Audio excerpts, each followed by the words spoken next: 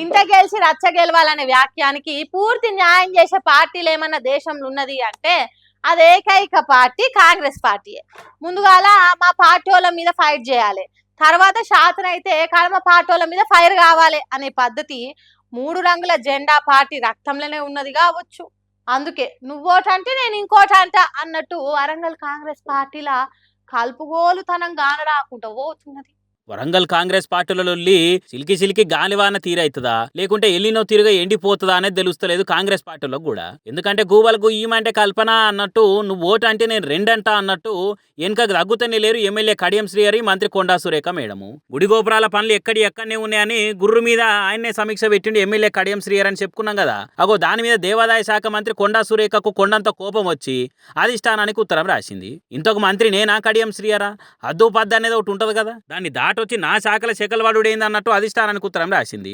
ఇక ఈ ముచ్చట మీద ఉత్తగా ఊకుండే లేదు, చెవులు విండి చేతులు పెట్టవలసిందే, క్రమశిక్షణ చర్యలు తీసుకోవాలన్నట్టు గట్టిగానే గరమైంది. మన అధిష్టానం ఉండి నీ ఇష్టం ఉన్నట్టు చేయొద్దు కడియం శ్రీహరి కండిషన్లు పెట్టిందో లేదో తెలియదు కానీ ప్రెస్ మీట్ పెట్టి కడియం కూడా కొండా సురేఖ పనితీరు మీద సింధులేసినంత పని చేసిండు. ఆ ముచ్చట్టు మేం చెప్పుడు కాదు కానీ కడియం సారే కావాల్సినంత ఇన్ఫర్మేషన్ ఇస్తున్నాడు ఈ నూర్రి.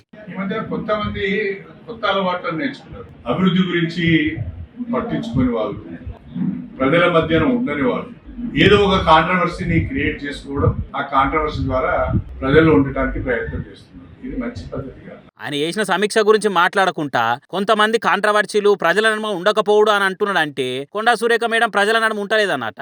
సమంత మీద కామెంట్లు, జై శ్రీరామ్ అంటే పైసలు రాలితే అన్న కాంట్రవర్సీల గురించి మాట్లాడుతున్నాడన్నట. ఎవరి గురించి చెప్తున్నాడు, ఏం చెప్తున్నాడు అనే కడియం సార్కే ఎరక గానీ ఇంకేమంటున్నాడో ఇనుర్రి. ఇవాళ ఉమ్మడి వరంగల్ జిల్లాకు వరప్రదాయాన్ని దేవాదాయ ప్రాజెక్ట్, తీవ్రమైన వర్షాభావ పరిస్థితులు ఉన్నాయి. రైతులు వర్షాలు పడితే లేవో అని ఆగమాగమవుతున్నారు, ఆందోళన చేస్తున్నారు. ఇలాంటి పరిస్థితుల్లో ఈ రైతులను కాపాడాలి, రైతులకు సాగునీరు అందించాలి, దేవాదాయ ప్రాజెక్టు ద్వారా నీళ్లు అందించాలనే ఆలోచన ఎవరు చేయాలంటే ఎవరు ఆలోచన చేయాలి? సూపర్ స్పెషాలిటీ హాస్పిటల్ ఇంతవరకు ప్రారంభోత్సవం అయితే లేదు, ఎవరు ఆలోచన చేయాలి? Warangal under ground drainage sanction వచ్చింది, దానికి సంబంధించిన ఎస్టిమేట్స్ తయారు చేసి టెండర్స్ పిలవాలి, ఎవరు పట్టించుకోవాలి? మనం చేయడానికి చాలా పనులు ఉన్నాయి.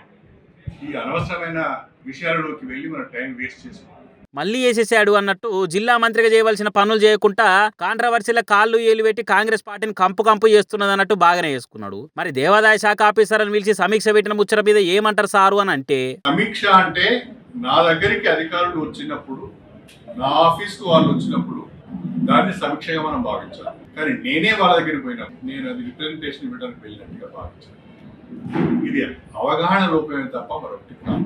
ఇనరా కడియం శ్రీహరి మీద కోపంతోని కస్సు బుస్సుమని అనుడు కాదు, జరంత తెలుసుకో, నీకు అవగాహన లోపం ఉన్నది, జర తెలుసుకొని మాట్లాడన్నట్టు ఎవరికి దాకాలనో వాళ్ళని ఇండైరెక్ట్గా అంటున్నాడు. ఈసిన లాజిక్ ఎట్లా మర్చిపోయారు, నా మీద అధిష్టానానికి ఉత్తరం రాసిన వాళ్ళు అన్నట్టు ముచ్చట చెప్పిండు. మరి చేసిన సమీక్ష మీద వివరణ ఇయ్యరా సార్ అని అంటే, నేను ఎవరికి వివరణ ఇవ్వాల్సిన అవసరం లేదు, నేను ఎక్కడ తప్పు చేయలేదు, వివరణ అడిగే పరిస్థితి కూడా రాదు. నా ప్రాథమిక హక్కు నేను ఉపయోగించుకున్నాను. అధికారుల దగ్గరికే వెళ్ళొద్దు అనేది నేను ఎక్కడ వెళ్ళలేదు, మాకు తెలియకుండా మా శాఖ అధికారుల దగ్గరికి వెళ్ళొద్దు అనేది నేను ఎక్కడ వెళ్ళలేదు, కొత్తగా వింటున్నాను. మంత్రి కొండా సురేఖ మేడం అధిష్టానానికి ఉత్తరాలు రాస్తే కడియం శ్రీహరి మెత్తబడతాడు, పొరపాటు జరిగిందని ఒప్పుకుంటాడు అనుకుంటే ఉల్టా నేను ఎవరకు వివరణ కూడా ఇవ్వాల్సిన అవసరం లేదు, మీ దిక్కున కాడే చెప్పుకోరు అన్నట్టు గట్టిగానే వేసుకున్నాడు. మరి లొల్లి ఇంత ఢిల్లీ దాకా చేరుతుందా? ఏ పార్టీ ఉండాలనో ఆ పార్టీలనే ఉన్నా అని చెప్పుకునే కడియం శ్రీహరి కాంప్రమైజ్ అవుతాడా, లేకుంటే ఇంకింత ఎక్కువ పట్టు పడతాడా అనేది ముందు చూడాలి. ఇక ప్రభుత్వం అన్నాక ప్రచారాలు చేసుకోవాలి తప్పదు, లీడర్లు అన్నాక పబ్లిక్ ల పదారం ఎంచుకునే తందుకు పబ్లిసిటీలు చేసుకోవాలి, తప్పే లేదు. కానీ పిఆర్ కోసము పిల్లల్ని తిప్పల పెట్టుడు అయితే తప్పే కదా. చదువుకునే పిల్లలను సతాయించుడు కరెక్ట్ కాదు కదా అనుకుంటా సీఎం సార్ చేసిన పని మీద సీరియస్ అవుతారు కొందరు.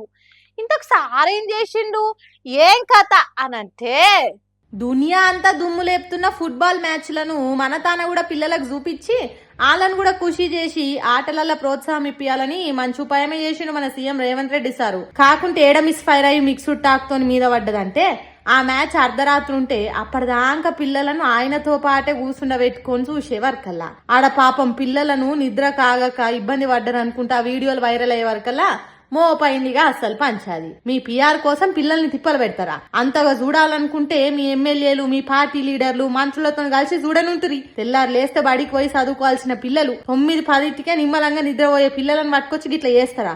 పాపం ఆలస్యం అవుతుందని చెప్పలేక నడిమిట్లా నడుచుకుంటా పోలేక అంత సౌండ్ ఉన్నా కూడా చూడుండ్రి అట్లనే కూర్చున్న పిల్లలు సీట్లలోనే కునికి పాటలు పడ్డారు అనుకుంటా సోషల్ మీడియాలో కామెంట్లు వేస్తున్నారు నెటి జనాలు. మొన్న గిట్లనే పిల్లలతోనో సభ పెడితే ఆడ పోరలకు సరిగ్గా ఫ్యాన్లు కూలర్లు కూడా లేక ఎండకు ఉబ్బరిచ్చి ఉఫ్ ఉఫ్ అని ఊపుకునుడే సరిపోయింది అనుకుంటా వీడియోలు వైరల్ అయినాయి. ఇప్పుడు ఇగో ఇట్లా అయితే ఎండకు తట్టుకోలేక లేకుంటే నిద్ర కాపుకోలేక పాపం పిల్లలకైంది తిప్పాలనుకుంటా తోటి పిల్లల అమ్మ నాయనలు కూడా ఆడుచుకోబట్టిరు గట్టిగానే. మరి ఫుట్బాల్ మ్యాచ్ చేయంగా సర్కార్ను ఫుట్బాల్ ఆడుతున్న జనాల ఫుల్ కౌంటర్లకు కాంగ్రెస్ లీడర్లు ఏం కామెంట్లు చేస్తారో చూడాలిగా.